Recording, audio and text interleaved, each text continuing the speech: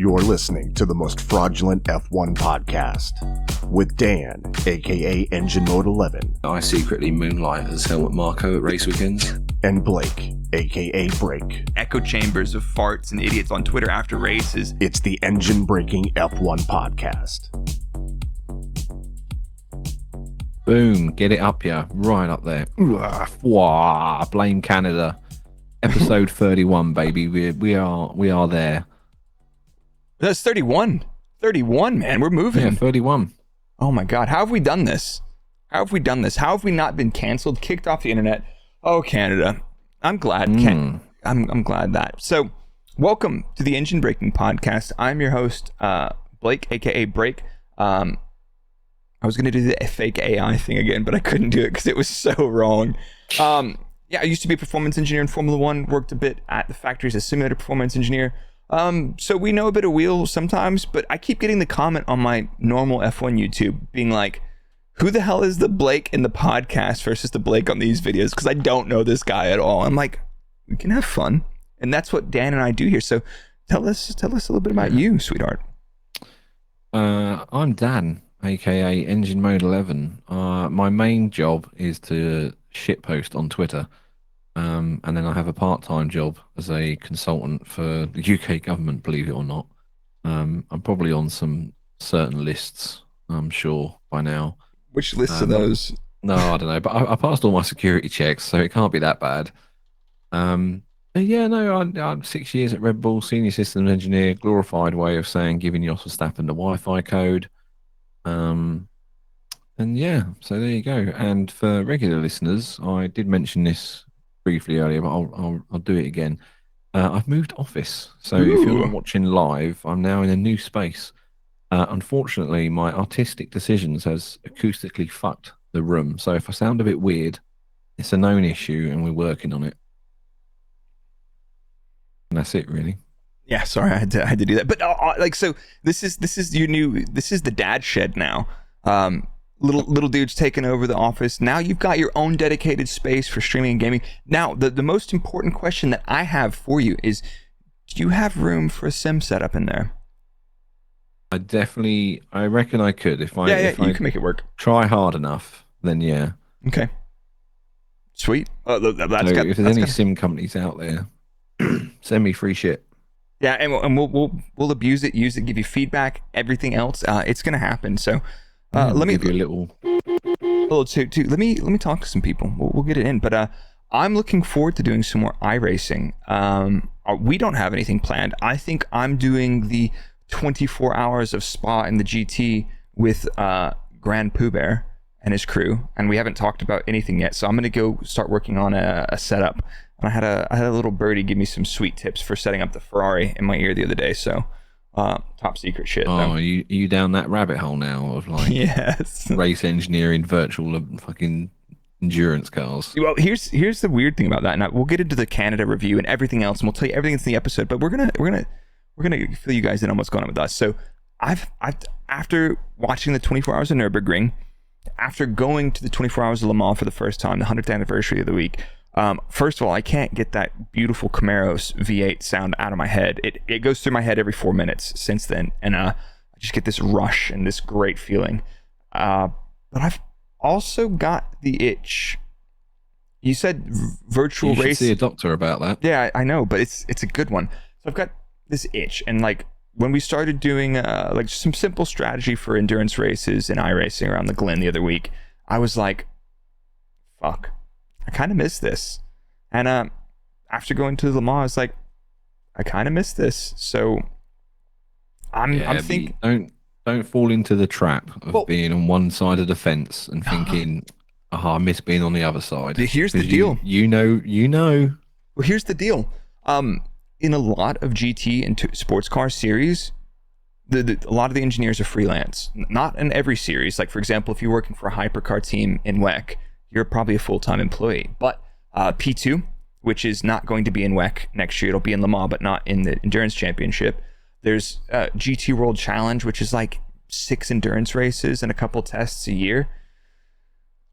I'm going to start looking because they don't have such a big schedule, is it? Yeah, exactly. So they can't have a full time. Yeah, exactly. So it's like if I could do 10 weeks of contracting, probably learn the series as a performance engineer, but honestly, race engineer. Andres is in the chat, who's in the industry doing he's a bit of a performance guru in the sports car world.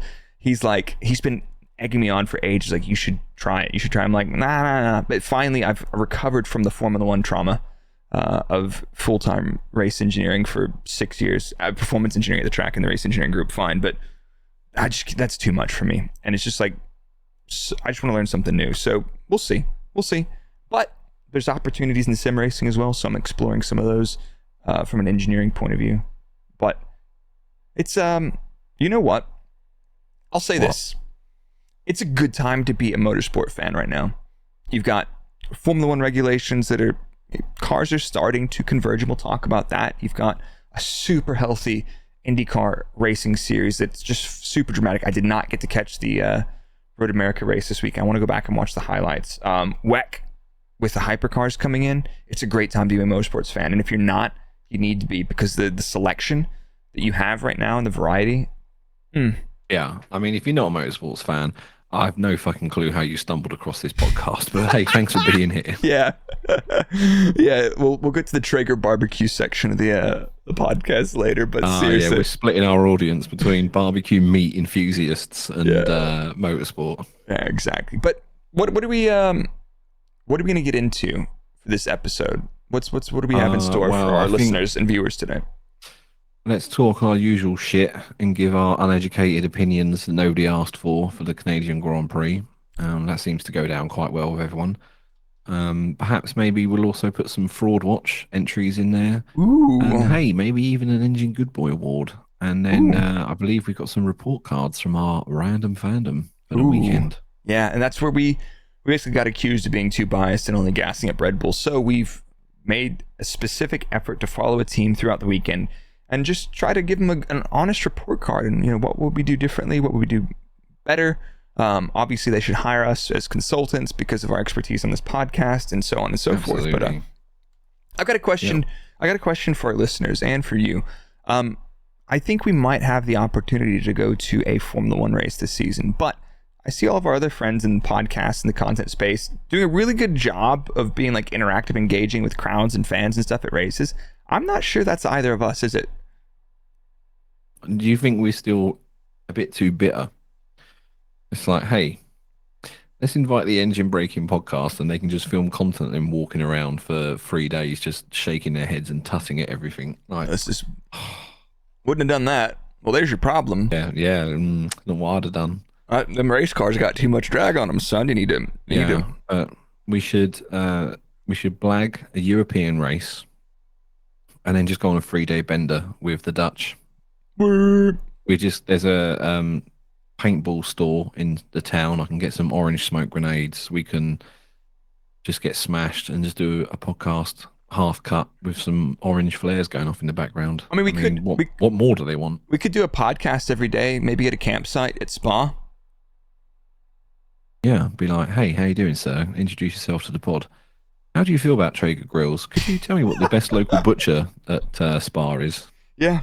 Okay. Well, we'll let's talk after this because I think I've got some people that can help. We just need some other people that can help, and then it would be a very worthwhile trip. And I think we'd have some fun.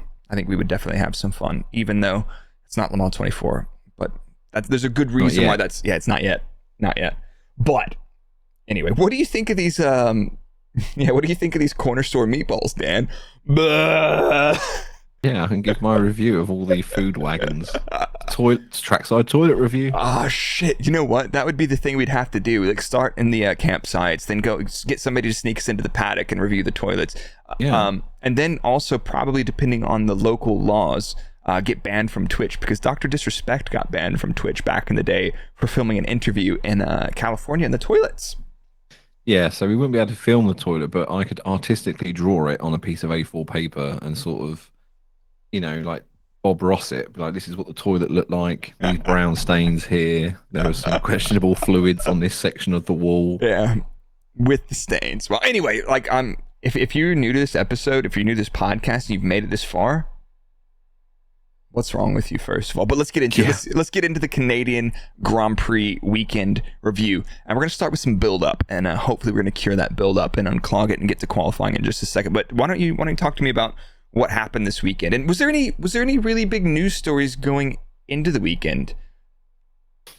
So I'm gonna say no, but as our beautiful listeners and community like to remind me, there probably is something really big I've forgotten. So if there is, you can just insert it here, and we'll just pretend that I said it. But no, why don't we just go straight to the absolute shit show that was fucking Friday? Well, let's start first of all with the thing is the wall that they added between turn 1 and 2, which made you rejoin in the middle of turn 2, 90 degrees to the track.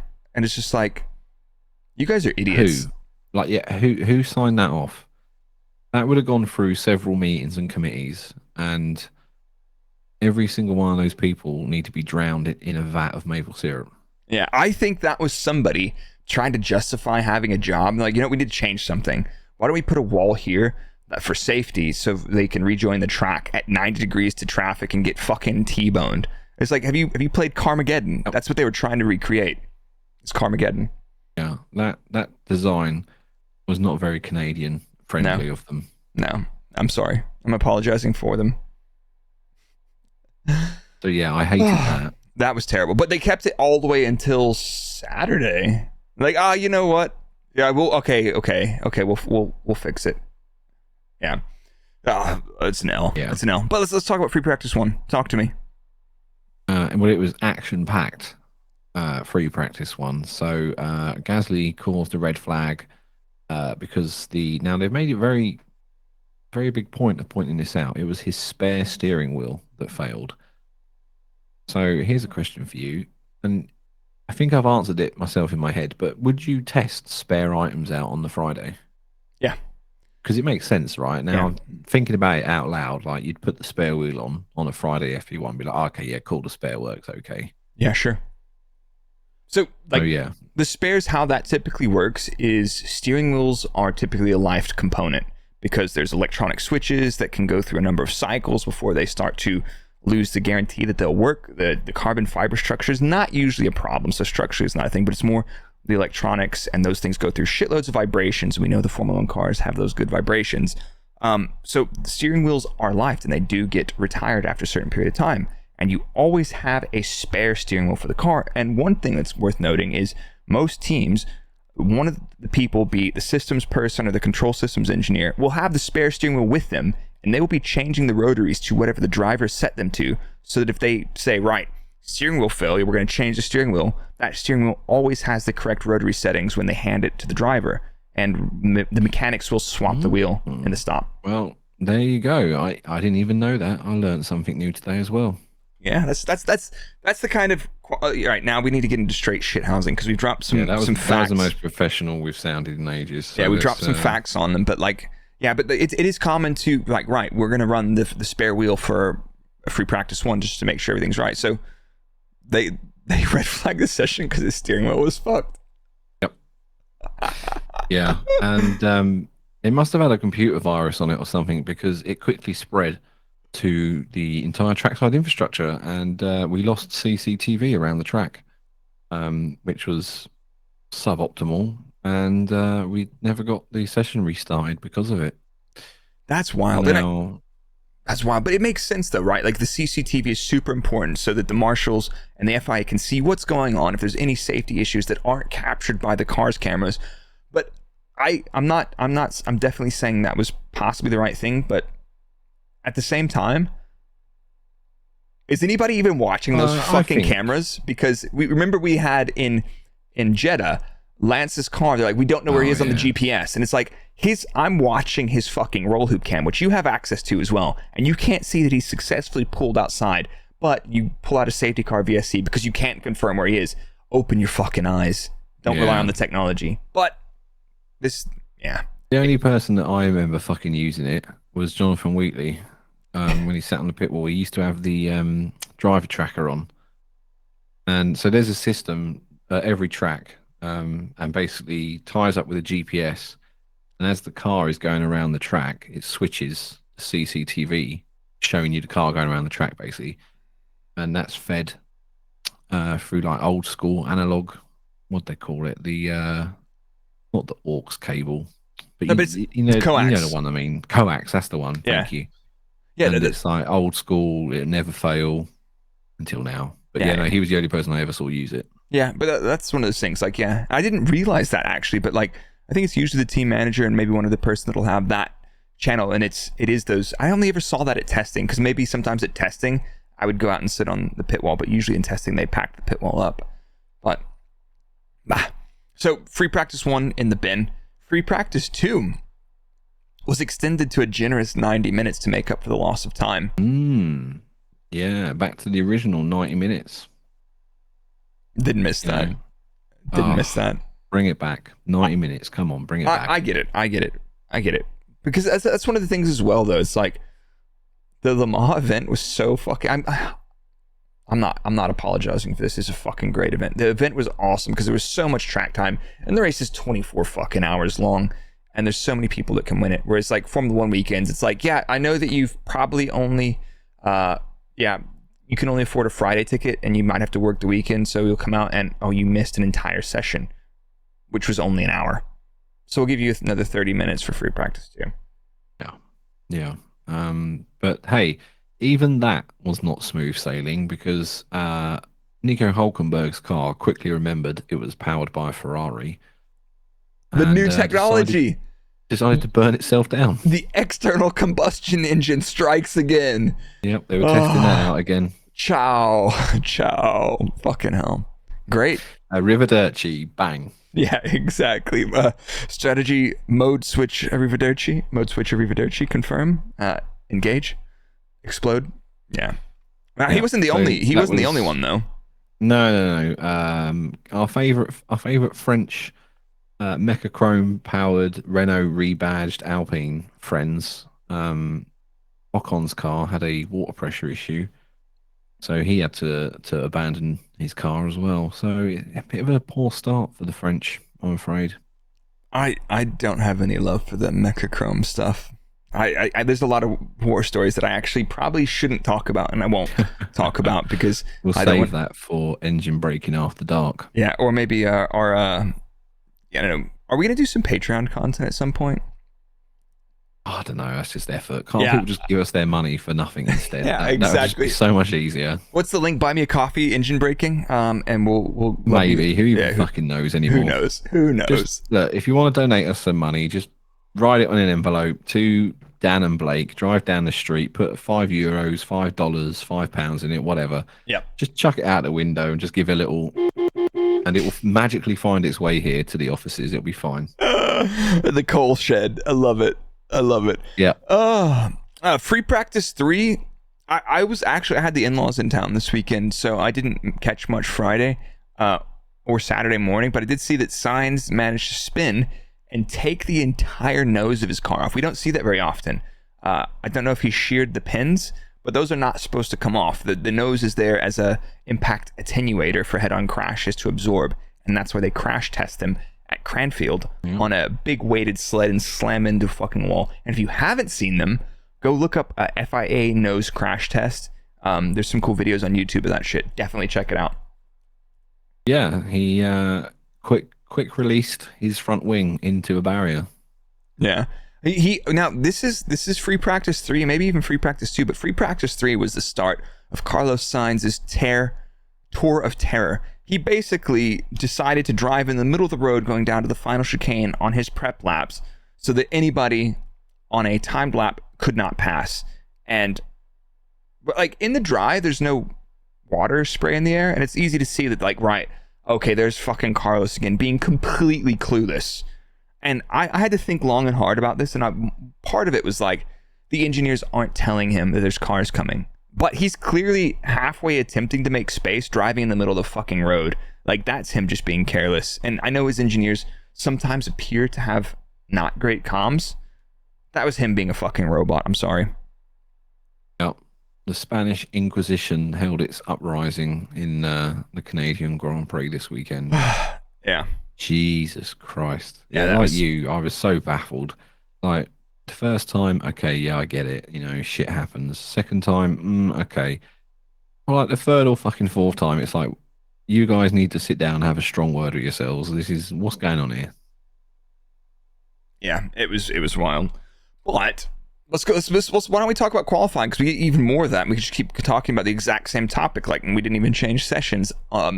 Hours later. So Control C, Control V, just change the title to qualifying. Yeah. So qualifying, and I said this before, wet and mixed weather condition sessions, qualifying and races are going to be the savior of this season. It's relatively predictable right now. And again, we had another wet qualifying session, and it was kind of a fucking banger for a couple of reasons. Qualifying in the wet, we've talked about this before. You typically fill the tank with fuel for the whole session. You don't fuel for just 3 or 4 laps and then 3 or 4 more laps. You fuel for the whole session, put on the best tires at the time, and if the track gets better or worse, you change tires in the pit lane to save time. Time is of the essence, and we're going to talk about several instances of that. Any lap that you're on could be the best conditions you get the entire session or for the entire qualifying session. So, Q1, what happens? Another red flag. Yeah. So I know it was Joe, but I missed sort of. Apparently, he had some car issues, but he managed to get it running. So I'm not really sure. But it was after they red flagged it. So right. It looked like he was stopped and they weren't going to resolve it. He was on the exit of turn 7, which was the right-hander on the outside of this 6-7 change of direction section. And it looked like he was stranded. So they're like, right, we'll red flag it. But once the session's red flagged, they can't really unred flag it. You have to pull everybody back into the pit lane, and then they have to give a session start time. So, yeah, it's like a procedure, isn't it? Yeah, that makes sense. Yeah. But so they didn't, they followed that one. And the circuit was starting to dry throughout that session. And Gasly was on the receiving end of attempted manslaughter by Sainz, and he does not make it through to Q2. Yep. And he clearly, he was up, way up. All he had to do. Spanish and French relations are an all-time low, ladies and gentlemen. The Eurozone is in crisis. Yeah, we don't know what's going to happen soon, but we're going to have to, we'll have to have a battle. But this is where... Frexit. This is where it gets interesting, though. We go into Q2, and we can see that there's a drying line forming during Q1, but turn 1-2 still looks pretty damp. Albon and the Williams team go big. They risk it. He rolls out on soft tires. And Leclerc's rolling down the pit lane, and he says to his engineer, we need to be on slicks. And the engineer says, nope, get a lap in. So, a lot of people were like, the Ferrari pit wall, don't listen to them. And I agree, the Ferrari pit wall do not listen to the drivers very often, and very often the drivers are right. But in this instance, I'm going to say they kind of made the right call. Yeah, see, I'm like, surely you want to get at least one in on slick inters, because if you go out on slicks and you bin it, that's it, your qualifying's done. And you look like a bot. Bell end. It's one of those things, isn't it, where if it works, you look like a hero. If it doesn't work, you look like a bell end. Yeah. So who really wins out of this situation? Yeah, and that's a good point, because the other piece of information which we all had is it looked like the weather was going to arrive in about 6 minutes, which is effectively 3 and a bit laps. So if you commit to the inter and don't change immediately, you are very likely to run into the weather when it falls. But everybody else at that time was out on inters, bar Alex Albon. I think Norris converted early to a slick. He was one of the first adopters of the slick, but everybody else set a banker. And I think the banker is super, super important. Yes, it might not be the optimum lap, but literally, let's say that Alex absolutely heroes it and gets the lap in. There's 9 other places in Q3 available. All you have to do is set the lap. So Albon sets his time lap on like the 3rd time lap. So the track is drying and improving. And there's probably a little bit of soft tire warm-up. The track is cold and wet. But people were like, and I totally agree. And I had a disagreement yesterday, but I totally get their point of view. It's like, typically, the pit wall don't listen to the drivers. And I see that. But in this instance, the pit wall made the right call on that. Sainz was cleared to Q3, but why not Leclerc? I was just going to go back a bit and say that sticking Albon on slicks is a gamble of a certain percentage. Yeah. That Williams should take, because they're normally towards the back of the grid. Whereas Ferrari, it's like, you don't really need to make such a low percentage. You need to get into Q3. You don't need to be Yeah. the fastest. You literally just need to get into Q3 there. Yeah, I think that was the right decision from them in this instance. I said it for the first time in a while. You But yeah, did. yeah. But then it all fucks up. So Yeah, but here's the thing, though. I mean, Leclerc was really upset about the whole thing, but he was on the same run cycle as Sainz.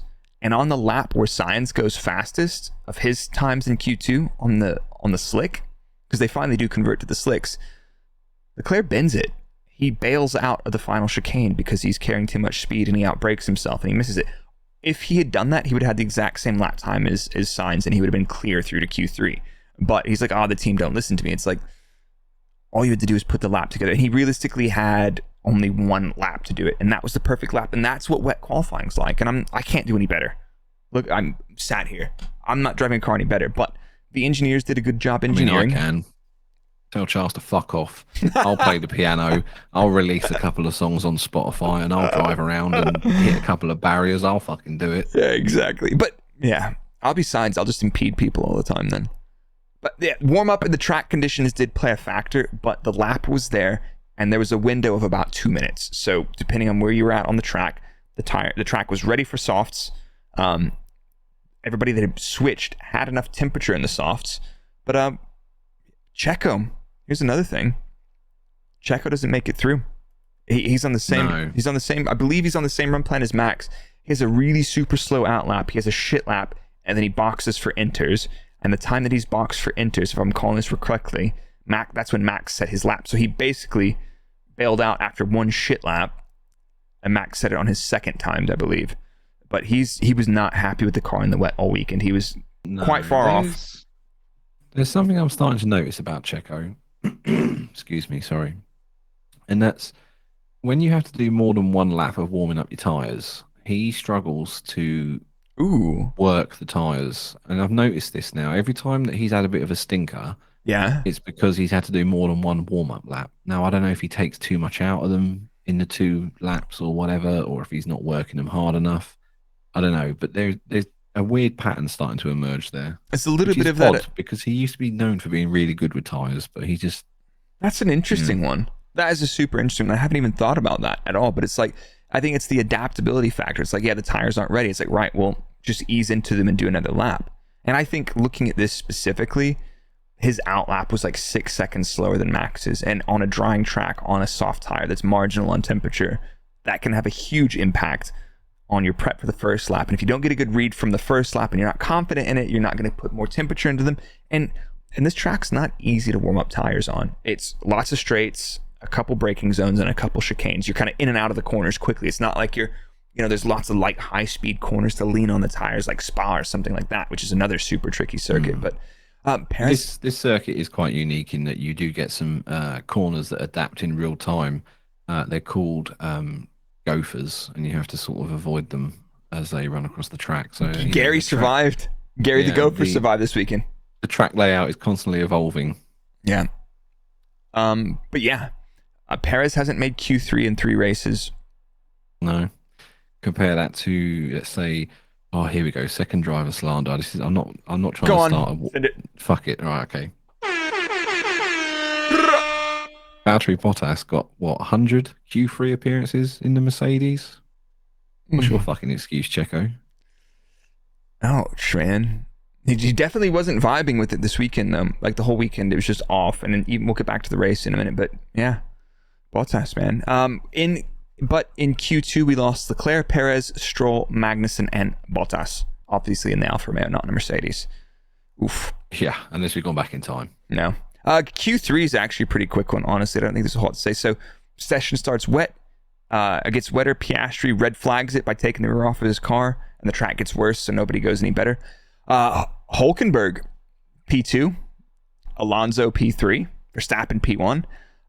But Hülkenberg gets a 3-place penalty because he does. And I got words. So Hülkenberg gets a 3-place penalty for not going slow enough under the safety car delta. The official document says he was not going excessively fast, but he failed to adhere to the minimum lap time regulation, which is basically a lap time target on his dash and it was giving him tones, and he was super confused about it. But I went back and watched the radio, or listened to the radio, and watched. What, you watch the radio? Yeah, I watched it. It's like, okay, he's talking. Top quality analysis you get from the Engine Braking podcast, ladies and gentlemen. Watching the radio. So, under red flag conditions, there's a status message sent to the standard ECU, and it's like, you're under a red flag. I am going to show you the red flag delta time. And now there's some confusion with switches and modes from his engineer, and he's like, it's beeping like fuck in my ears. Am I going too fast or too slow? I think I'm going too slow, so he speeds up. And his engineer says, no, you need to slow down. And he's super confused by this. And the beeping is basically, the beeps get closer or further apart how far away you are from the delta time. So in case you need to be heads up, you're looking and you can hear like, oh, okay, beep, beep, beep, beep, beep. Oh, I need to slow down. But he got confused. Imagine the stress of driving around a racetrack and just in your ear constantly, you've just got... Yeah. Yeah, and it's just like, what the fuck? Yeah, and that's annoying. We used to have that for if you hadn't activated the DRS during the race. When it was active, you'd have a thing going off, like a tone over and over to tell you to push the DRS dummy. But most of the drivers bin that, because as soon as the system falls over, you just have beeps in your ears and you got to go a bunch of failed default modes in the steering wheel. And it's a pain in the butt. But the thing that bothered me was, if there's like, I remember when I was at the track, the delta lap time that shows up on the dash, there's a control systems engineer, there's a race engineer, and there's a performance engineer that should all see that number on their Atlas display pages, their telemetry viewer. If your driver's, negative on that top number, everybody, the performance and controls engineer should be in the race engineer's ear telling him, tell him to go 2 seconds slower, tell him to go but the race engineer was talking to him about like other people's lap times. And it's like, mate, you guys are about to get a fucking penalty. So that was a weird one to me. Yeah. What's happening? Yeah, it was. So there's some weird noises. I think my shed is haunted. But I've just figured it out, chat, and I'm going to attempt to do this live. And there's every chance I might end up losing the camera here, but no, I don't think I can get it down low enough. But there you go. There's a dog here. Look. Oh my god! I saw a tail. I'm going to have to install a webcam for dog cam. Dog cam. Oh my god. But yeah, like that was one of those weird things. It's like, if your driver is not following the lap time delta, that's a penalty coming. That should be the only thing. Like, don't tell him any other fucking information until you get that sorted. But they were kind of like, oh yeah, so and so's done this and that. It's like, wow. But yeah, that was frustrating. So Hulkenberg starts P5. Yeah, and again, I think we did this before, but I need to reiterate my apology for calling Nico Hulkenberg washed and mid. He's doing all right. He's doing all right. I can't. There's no basis for my slander this year. No, I think he's doing very well. So that was it. Wet qualifying is always fun. Wet, dry, mixed qualifying is the fucking best, and I love it. But your top five, entertaining. Your top five in quality, you shithoused it because we thought it was gonna be wet, and you're like, let's throw some jokers on the board. You had Norris, Russell, Stroll, Alonso, Magnussen. You had the wrong Haas. Close. Yeah, no, I didn't do too bad. No, I don't think I was great. I was missing. I had Verstappen, Alonso, Hamilton, Perez, and Stroll. Your top three for qualifying was the podium for the race. Yeah, you got it the wrong way around. Yeah, exactly. Damn it. But since we're here, why don't we do that little thing real quick? Let's do our little thing real quick. And ladies and gentlemen, we're just going to quickly do this live and see if the soundboard works. So everyone cross your fingers. Hello, it's me again. Just to tell you that we are continuing our deal with NordVPN to give you an exclusive offer. You can get it by going to nordvpn.com/engine to get a huge discount off your NordVPN plan and 4 additional months for free. It's completely risk-free with Nord's 30-day money-back guarantee. They have a super simple app that you can use on your phone, your tablet, your PC, and it's something that I've used myself for years, and I've been completely happy with it the entire time. And it's just in time to get around that potential geographical restrictions for F1 TV. Obviously, I can't say you should do that because that's probably illegal, but So yeah, go to nordvpn.com/engine so me and Blake can feed our families. Thank you. So I can heat my coal shed that I'm now in. Yeah. Were you keeping your coal? I don't need it anymore. I just burn all the HR paperwork I've got saved up from Red Bull. I will quickly say they haven't officially said anything, but I have an inkling that there is some changes happening to the deal come July. So if you're still humming and ahhing about it, get it done before July. Yeah, seriously. So I use NordVPN because I use F1 TV Pro, and it's the best way to watch Formula One. You get all the feeds. You get international feed. You get the Sky feed. You get the F1 TV feed. Those are only two of them. And you can use multi-viewer for F1, which is the best way. I've got the timing screen. I've got the race gaps. I've got 5 feeds, the main feed. I've got race control messages, the AI transcriptions of all the radio messages in text, which is perfect for me when I'm streaming, because I'm like, who said this? Who said this? I don't have to have them in my ear all the time. I can just look down and read it. Honestly, multi-view for F1 and F1 TV Pro, but most people that I know will need a VPN to use it. So I've been using it for over a year. Because we just travel to our French Riviera home every weekend to watch the races, don't we? Oui. Oh, enchanté. Enchanté. Love it. But yeah, real quick, did anybody, if you're listening to the podcast, you're in the live stream over on Twitch right now, did you watch the ESPN coverage with Daniel Ricciardo, the alternative coverage they did? I didn't watch it. I can't see it because I don't have ESPN. But if you guys saw it, leave us a comment what you thought of it, because I'm curious to see what you think. But yeah, I heard a bunch of mixed reviews about it, and I think I'm probably in an echo chamber of people that didn't enjoy it. But that's not everybody. That don't trust the Twitter echo chamber of farts and idiots. It's our turn. I don't know. Maybe that's what we can do. Fuck it. We're going to go to Spa, right? And we're going to basically food poison all the Sky F1 pundits, and we're going to replace them. And it's just going to be on us, on like the UK. Be like, yeah, it's us. We broke the budget cap for Red Bull. Take that, British fucking media. You fucking wankers. Fuck off. Fucking Lewis Hamilton mid and washed. No, that's not kind. Sorry. Let me clear this up. I hate all drivers equally. Yeah. Right. How do you feel about Nick DeVries right now? Mid and washed. Get him out. Get him out.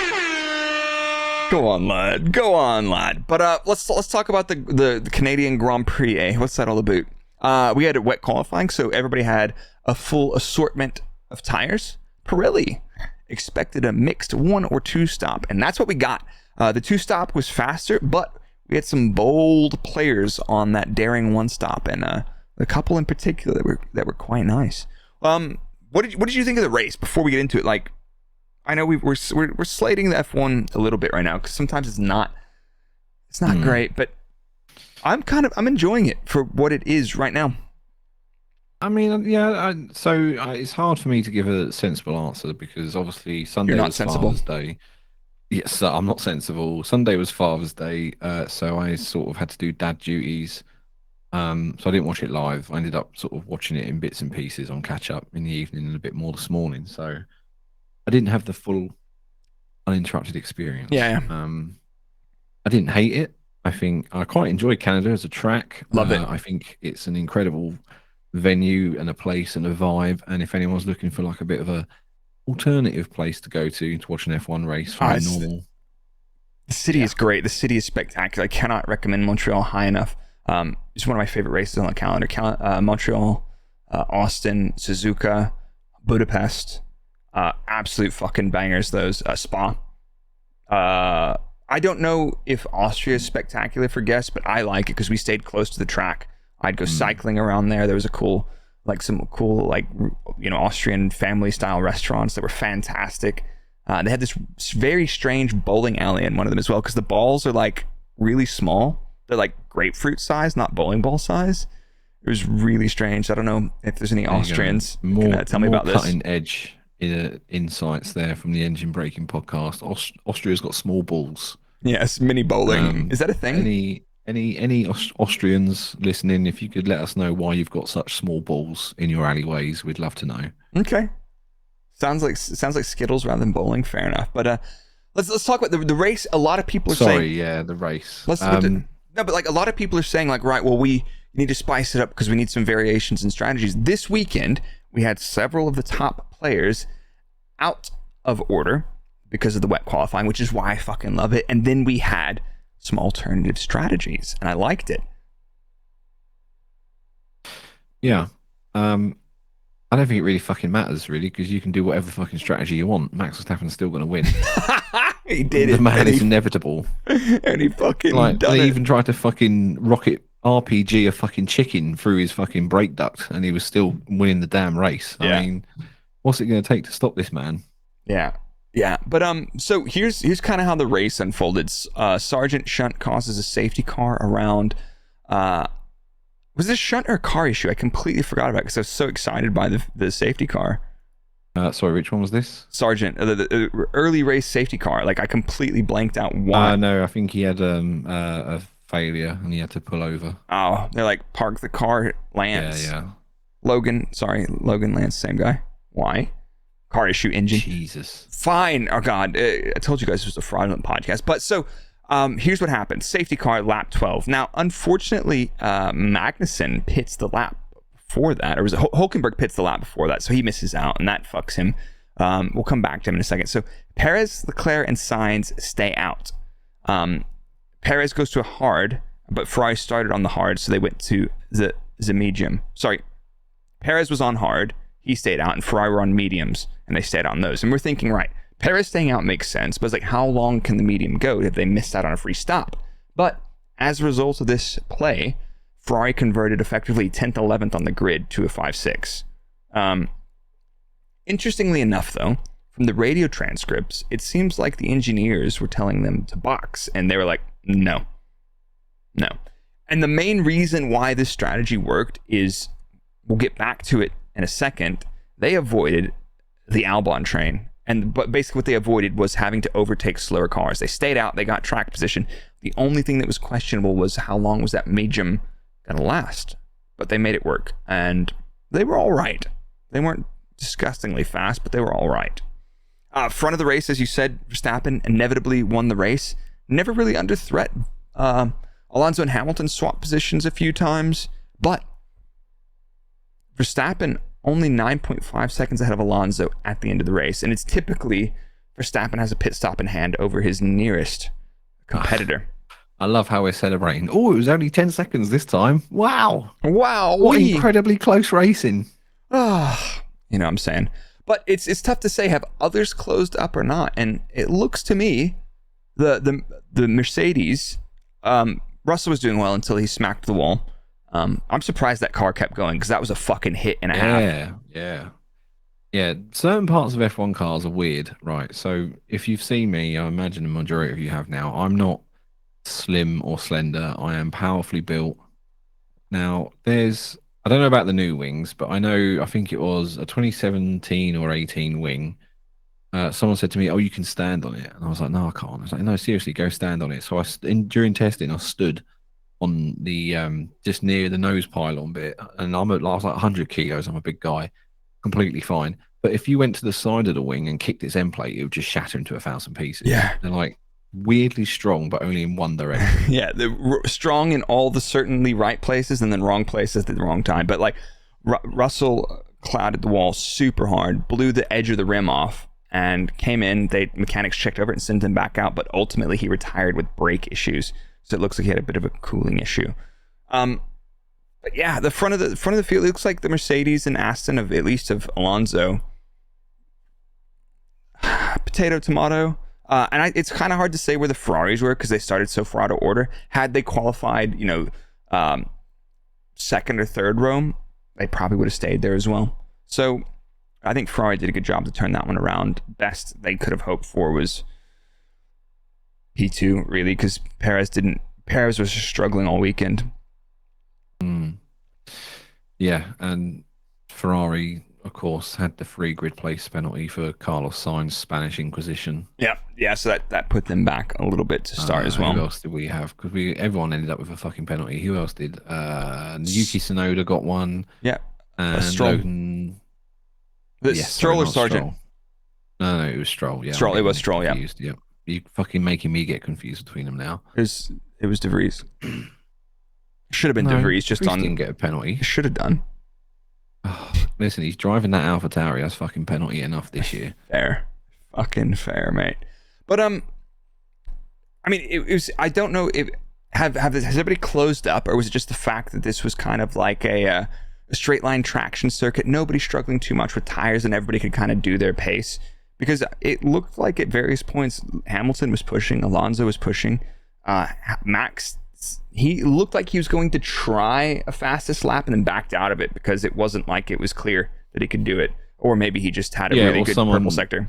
Yeah, someone maybe reminded him, Max, you can't. You've got a giant lump of fucking KFC in your brake vent at the minute, mate. Maybe don't try a fastest lap. Yeah, I don't know how much that was impacting his race. I didn't hear them discuss I can't much. imagine it's optimal to have a dead fucking bird inside your fucking brake vent.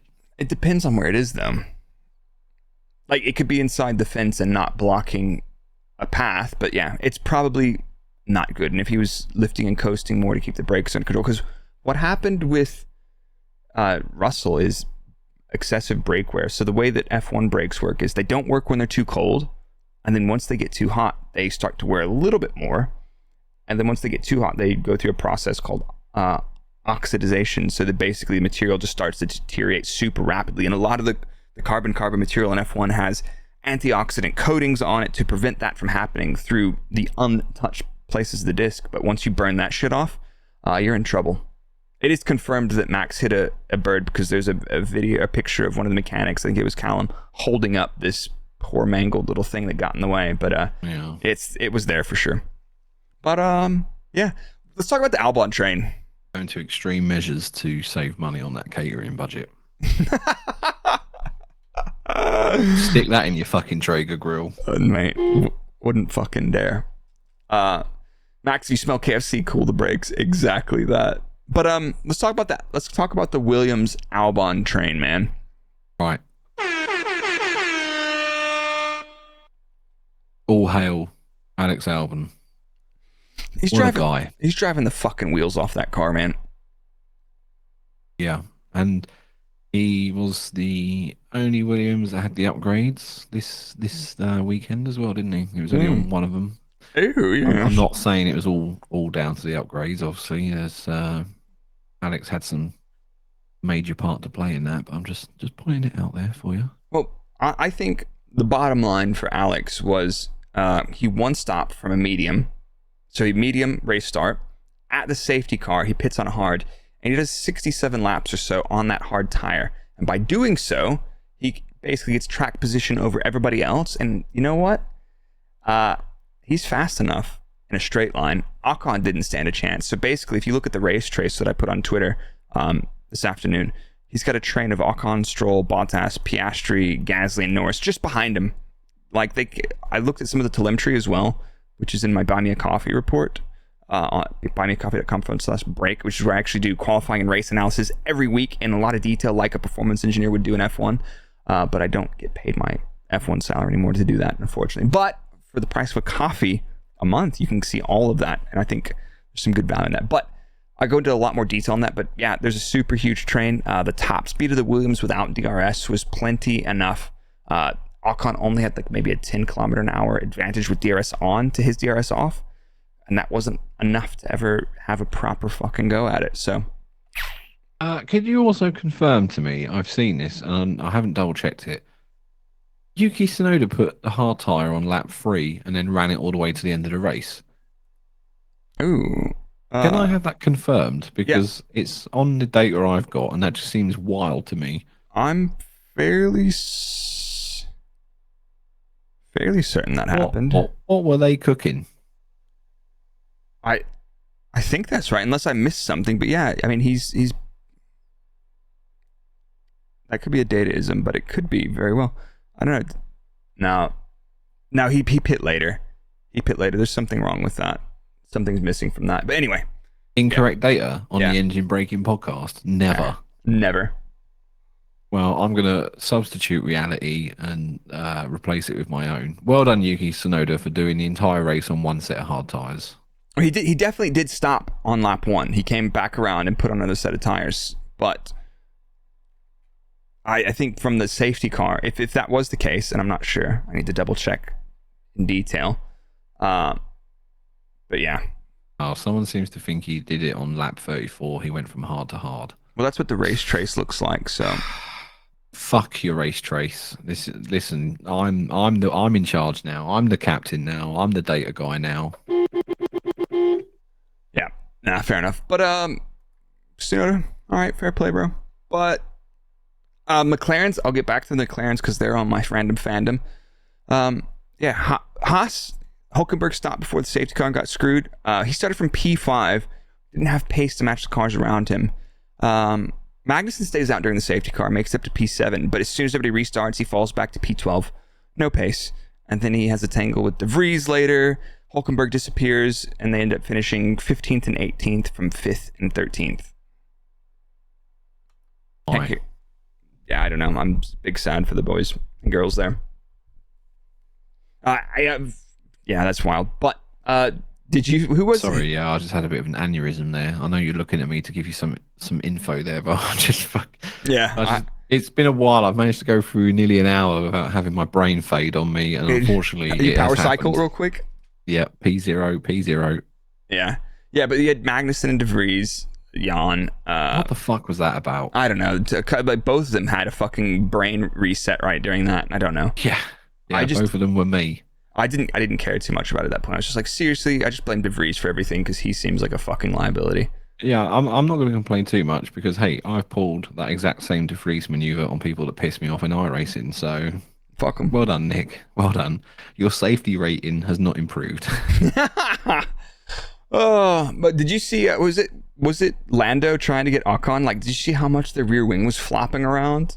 That was comical, like spaghetti rear wing. Yeah, and I am really surprised that did not get meatball flagged. Was it broken or just flippity floppity in all the wrong places? Oh, the onboard from the rear, from what I looked and recall from watching it earlier, it was the end plate. So the bottom, because you know these wings now sort of they connect at the bottom as well, don't they? On the beam wing, effectively. Yeah, so it was broken there, but the exhaust center mount was still intact. So it was just sort of like, okay. Whee! Okay. Yeah, fuck it. Happens. Yeah, no. I mean, I don't blame Lando for being like, his wings fucked, get him out of the way. I'd have done exactly the same. Yeah, but I would In just fact, Lando's a better man than me because I'd have just nudged it to make it fall off. Yeah, I just wanted to just fucking overtake him then. What's the fun in that? So, let's get to the podium. Dan, you had Stroll, Alonso, Russell because you were feeling like you were shithousing. I got one of them right though. I had Verstappen, Perez, Leclerc because I believed, but we actually got Verstappen, Alonso, Hamilton. So I got qualifying right for the race, but yeah, fuck it. Yeah, well, Daddy Stroll said that he wanted a double podium from this weekend. Now, he got a double podium, Blake, but it wasn't in the race. Where did he get his double podium this weekend? I don't know. FP1. Oh, yeah. 1, 2? Obviously, yeah. It was 2 and 3 with Bottas taking P1. Oh, of course. On that one lap, warm-up lap shootout. They were the only people that set times.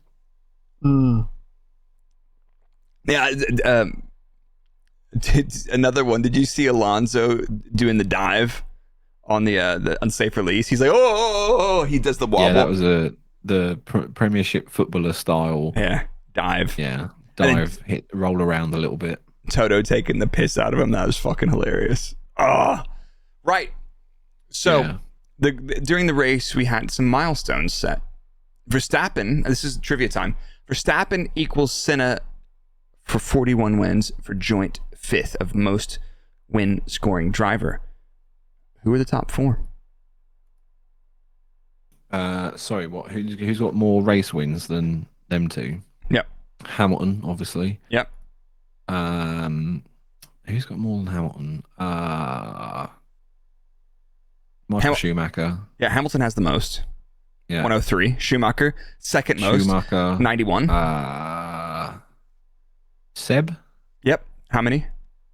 More or less than 50? Fuck. More. Yep. 53. You got him in one order. More left. You got him in... Prost. Yep. More or less than 50. That'd be less than, wouldn't it? Nice. 51. Oh, Super close.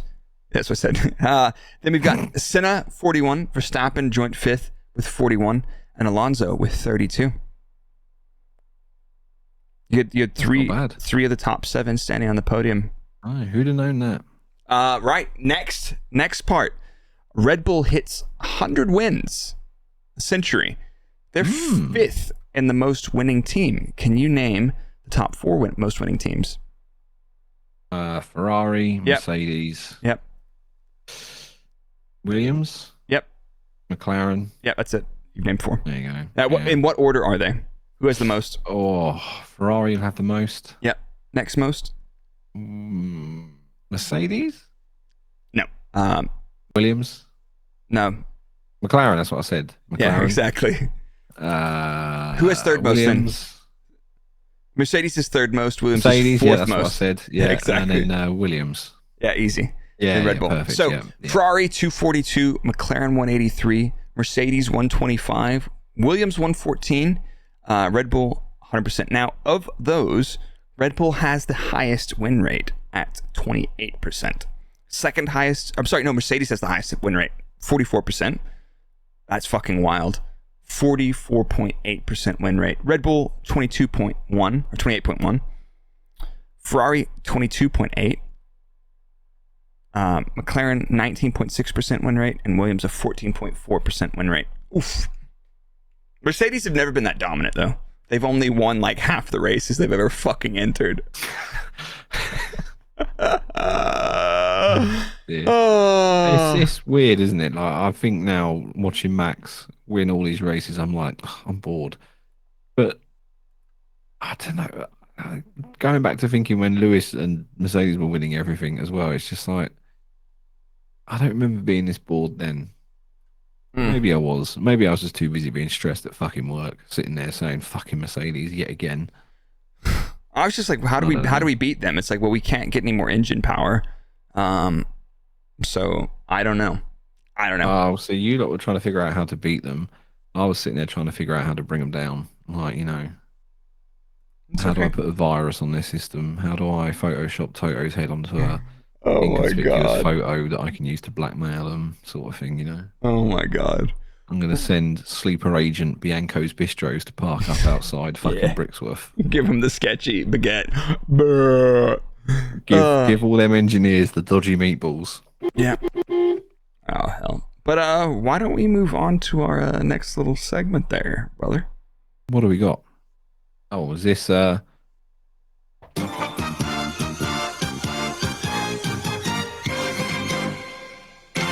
Random Fandom. On the ball. 2 for 2 tonight. I'm pressing the right buttons. They work. Nailed it. So, yeah. Sorry, excuse me. Random Fandom. Basically, just to spice things up a little bit, we randomly select a team to do like a book report on after every race. Now, I managed to pick Alpine for the Canadian Grand Prix, which probably fucking explains a lot of why it went so fucking badly for them. There seems to be a recurring theme now that whoever I get, I curse. We need to go back and check the tally of this as well and see if there's any correlation there. Mate, do it. You will find it. Alpine. So I can pretty much sum up Friday. It was a fucking nightmare. Both cars had reliability issues. Saturday wasn't exactly much better for Mr. Gasly, who was unfortunately blocked by the Spanish Inquisition during Q1. They are having talks with the EU members in Brussels to try and resolve that. Ocon shithoused his way into P6 in the end in qualifying, so not too bad. Yet again, Pierre Gasly must have broken a bunch of fucking mirrors or something because as soon as he walked under ladders. Yeah, he walked under a ladder on the way to the Geneva Convention hearing, tried to undercut everyone with an early stop, and then, thanks to George Terrorism Russell, lost out because of the safety car, and then just basically fucking sat in 12th for most of the afternoon after that. Ocon finished 8th, unable to pass the Williams rocket ship. And I've put a note here saying I think he was very lucky not to get meatball flagged for that rear wing. Yeah. And that was kind of it really for them. So Alpine, they just sort of sit in 5th in the standings with like 44 points. They're like 80 behind Ferrari and then 30 in front of McLaren. Or No whatever. man's Just land sort of just they're mid. They are basically mid. So Yeah. Dude, like honestly, if that rear wing came off, that could have been a huge shunt around a track like that. Imagine like in the exit of turn 9, like the old Kubica spot where he clashed in the Toyota. Fucking hell. There's some big ones around here.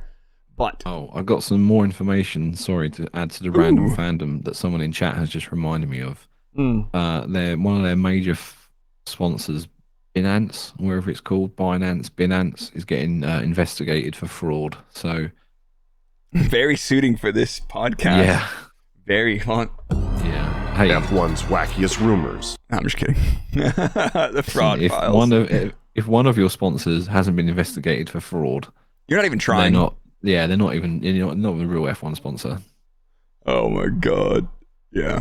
So I had McLaren, and somebody asked me, why don't we ever do Red Bull so we can curse them if we have? That's the whole point of random fandom, is that we have to give a report card on a team that we didn't just work for in the last year or two. So It's really simple as well, because for this fucking season, what do you want me to do? A report on Red Bull? They won the race. Well done. You can just fucking copy and paste that for all the races so far. They've done a great job. Smashed it. Cheers, lads. Yeah, piss on that. So I had a McLaren FP2, meh.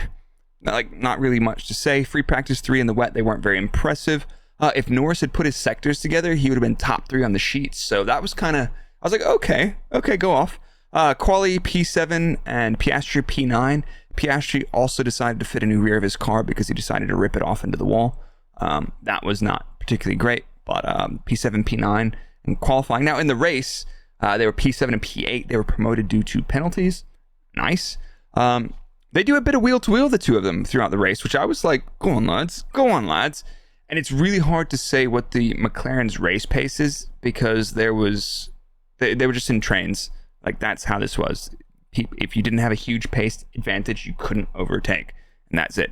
I could have missed this, but it looks like around the stop sequence, it looks like they left Piastri out to dry. So they box Norris from P9 to cover Stroll, but Piastri's a couple seconds behind Norris, and they just leave him out, then box him behind Stroll. I might have missed some context, but realistically, they should have boxed Piastri like 5 laps earlier to cover Stroll, unless they're like, there's no way we'll get to the end. But looking at all the other cars, I think they could have gotten to the end. They converted a P7, P8 grid to a P9 and P12 result. Then Norris gets a 5-second penalty for unsporting behavior for making a gap under the safety car so that they could stack without losing too much time in the stop. And I'm not sure what the precedents are for that, but it seems like a very odd penalty characterization, and I'm not sure. So if you know more about this or the history of this type of backing up people under a safety car, leave a comment or at us on Twitter. But do you have any thoughts on the history of the backing up cars under the safety car so you can stack? I feel we have seen that before. And I think we've seen it before with Mercedes when Bottas was still there. I can't remember what year or race, so I'm sorry, but there was definitely some chatter where someone was like, Bottas is slowing people a bit unnecessarily there, so they could double stack. Or someone saying Jeddah 2021 it was. Okay. So yeah, but I don't remember anything happening because of it. I don't know. Maybe I can't remember if it did or not. But yeah, no, I've seen it happen before, but I can't remember if he got a penalty for it. Yeah, I don't know, but that's it's not an unsporting penalty, and I think they should get some professional stewards. That's it. Full stop. Us. Yeah, us. No. But I think is that all on the report cards? I'm happy with the report cards today. Yeah, Alpine mid. Yep. All right. McLaren, yeah, not impressed. They're having some glimpses, like they're trying to turn it around. I think they are, but it's not quite there yet. I'm happy for Daniel Ricciardo not having to drive that thing around this year, though. Bank that bag, hang out on TV. But yeah, why don't we move on to Hit it.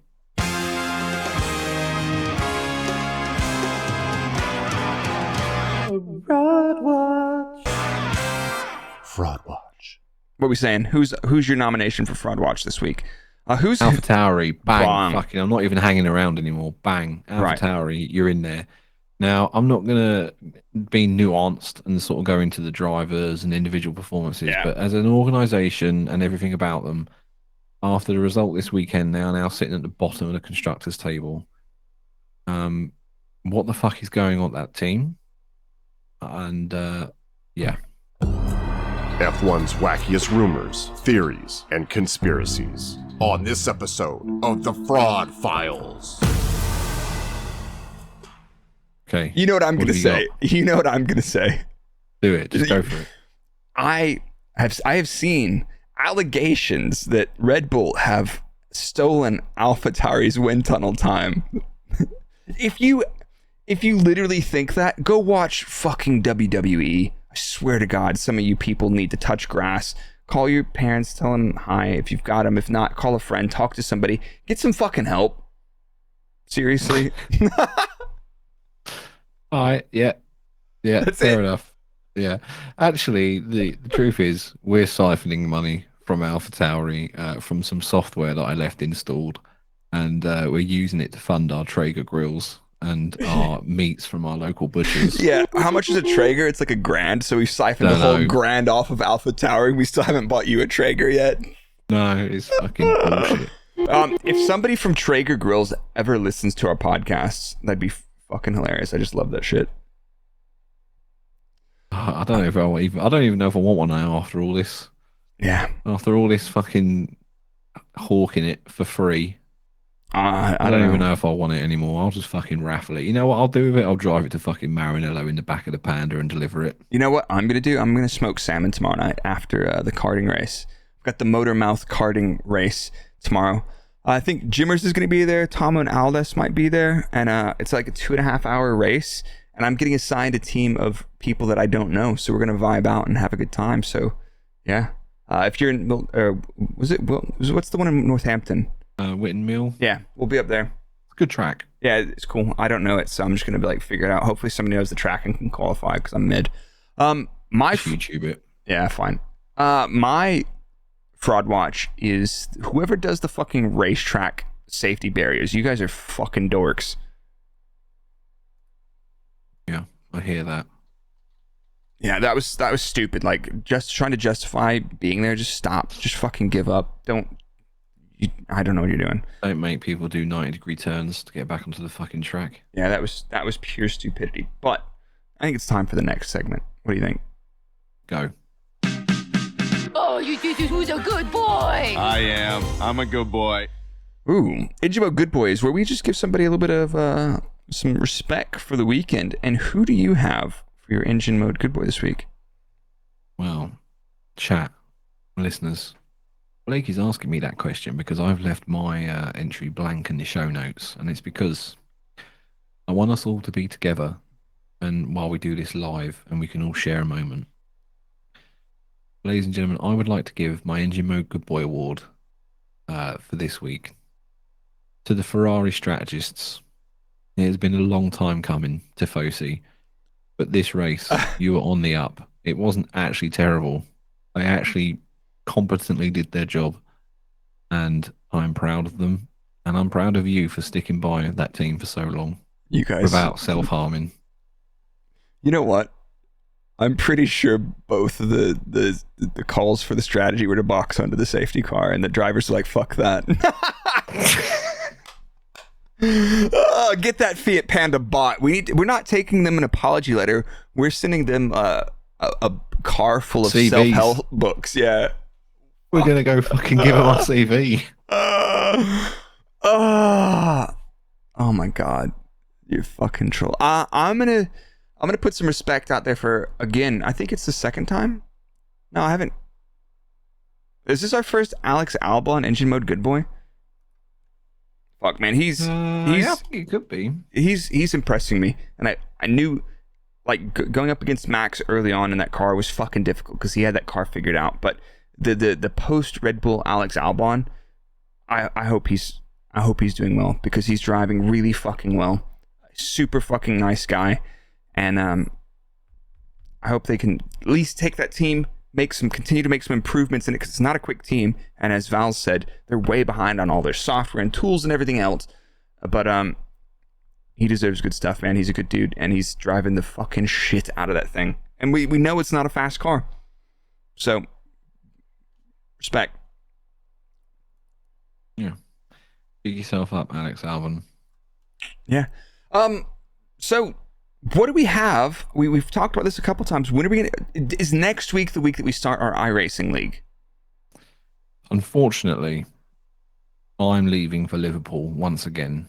No, work calls. Yeah. Imagine having a salary. I'm fucking over it. Hey, honestly, I don't care if my manager's listening. I don't care if people I work with are listening. I'm fucking overworking for a living. I'm 35. Can I not just retire already? I'm done. No, you lazy fuck. Hey, what's up with your company car? Real quick. That is being resolved tomorrow. So what? The original vehicle is coming. I'll put it on Twitter later, but yeah, the vehicle is coming corrected tomorrow. So yeah. What happened? Yeah. Can we talk about that? I don't know yet because I don't know of the original, where the origin of the original vehicle has come from. Understood. I think it could be a bit hot, if All right. you know what I mean. I Right. think I've been delivered a hot car that I shouldn't have been. Right. So why don't we'll revisit this later once we've cleared up the situation. But Yeah. man, can't forget about that. Okay. So Dan's off for work. We're going to I'm going to try and do some iRacing next week.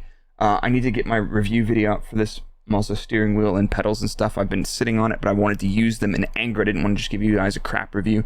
So they sent me some stuff, and I've been loving it. I've absolutely been loving it, and it's probably super huge bang for the buck. I got the R9 V2 wheelbase, the GS V2 steering wheel, and the SP pedals. They're fucking awesome. Load cell brake pedals, W. So... yeah. Why don't we call it a night here? I'm not sure if we're going to record an episode next week, are we? Are we taking a week off? I don't know. Well, who knows? Watch this space. Yeah, watch this Maybe. space. We'll let you know on Twitter and the Instagram and everything else like that. But, yeah. Don't shop at Morrison's. Support your local butcher. I supported my local butcher with 4 kilos of brisket last week. It was spectacular. I'm gonna go get I will say though, I got a chicken while the in-laws were here. I got a whole chicken. Guess how much it cost from the local butcher? Oh, I don't really know what chicken prices are like at the minute. It was fucking £12 for a normal full-size chicken. Like that's like £6 at Tesco. Yeah, £6.57 for like the organic one or the yeah. What the fuck is a kilogram? See, if you're buying a chicken from Tesco, where's it come from, mate? Who's touched it? What's it gone through? Go to your local butcher who has lovingly picked that chicken out of a field and ripped its fucking head off. Yeah, Blake will have that. He's loaded it into an RPG. Yeah. He's carefully, lovingly aimed it at Max Verstappen's car. Oh. He's fired it. He's put it through the brake ventilation system. He's pulled it out and he said, yeah, I'll sell this now. 12 quid. Bosh. Yeah, I mean, it was lovely, but I mean, that's super expensive chicken. So I'm gonna have to take care because yeah, unlike you, I don't have a full-time job or full-time salary right now. I'm on that grind, bro. I'm on that grind. I don't recommend it. Don't worry, we're going to be rich because everyone's going to put €5, $5, £5 into a letter, address it to us, tie it to a chuck it brick out the window, yeah, tie it to a brick, yeet it. And it's like when kids write the letters to Santa and put them in the postbox, they always find their way to the North Pole. Oh, holy. We're like the Poundland version of Father Christmas. So why don't we your butchers, give them some love. Moms, dads, grands, everybody. Yep. Check in on your mates. Check in on yourself. Ladies, check for lumps. Men, check for lumps. You know where. What else is there? Brush your teeth twice a day. That's good advice. Yeah, I don't know what else can I say. Quit your jobs. Fuck it. That's not sound advice. Everything else has been good though. Yeah. There you go. Fuck off.